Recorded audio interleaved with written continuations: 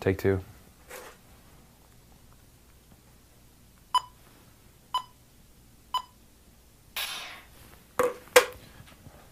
I'm literally right in the middle of recording the product that I'm working on. I got like 6-8 hours that I'm editing down and have to continue recording.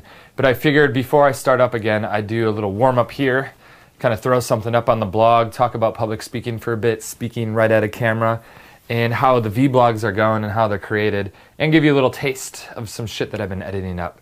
So first I want to talk about public speaking, how I've cultivated it and worked on getting better at it, hopefully. And then I'll give you a little happy little go lucky clip. So I think there's a couple things that I've learned over the past couple weeks as I've watched myself on film over and over again, more and more, and just seeing it and going again and again through the editing process, going back, recording more, and cutting out. More than anything, it's been the verbal tics. I think that's a very obvious thing that you notice if people are in Toastmasters or they're getting into public speaking. If I would break it down into a couple things, one that I've talked about before was the idea of being more congruent than the audience. Luckily here I just have the camera. But the problem with this scenario is I don't have the audience putting their social pressure on me. Instead, I just have the fact that I'm in this small little studio. Everything is black, and I have light staring at me, and no audience to interact with. So it's very hard to get unstifled and very just out of your head and just going with the flow.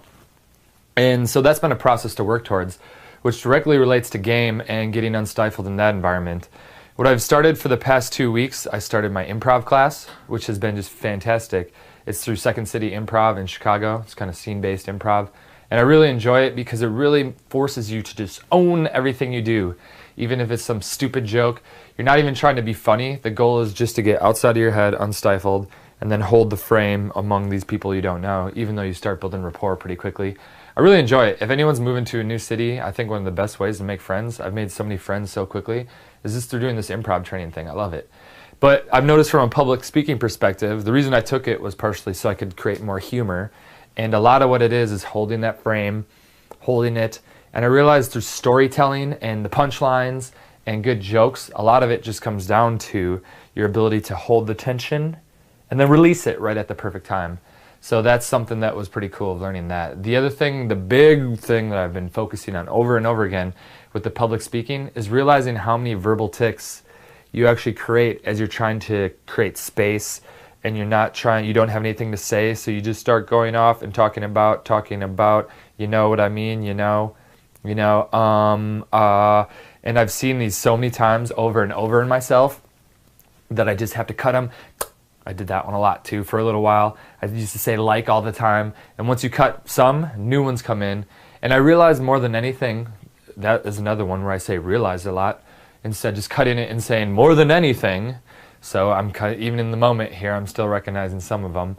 And what I've been doing throughout the course of the product is doing a take and then do another take and do it more. But it's cool, what I've noticed is that I mollify a lot of things that I say, and I think guys that are naive and nervous and shy and timid, they use these mollifiers at the beginning and end of everything they say.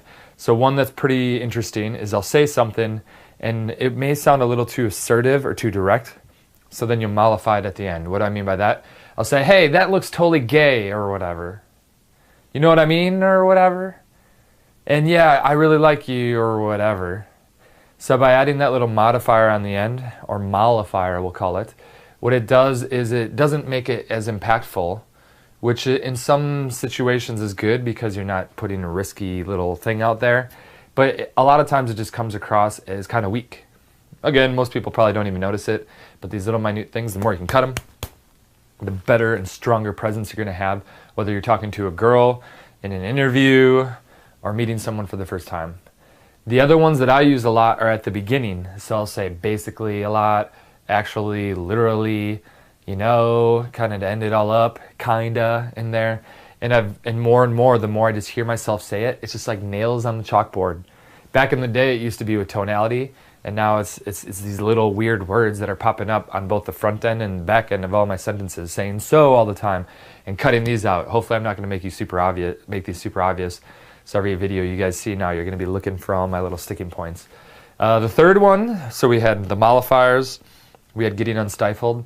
The third one, what I'll go with is obviously the eye contact. something we did in my improv class is we have to stare at a partner for 15 minutes and do these weird visualization exercises and follow each other's hands and do mirroring exercises. And this part, it was kind of fun for me. It was kind of interesting because I didn't want to be too leader mode and always be leading, so I wanted to let the other person.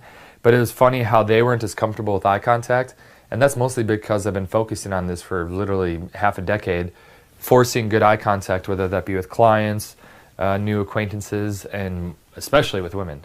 So the eye contact thing is very interesting and a lot of fun to play around with. You'll see I have very piercing eye contact, even though I'm just staring at a damn camera.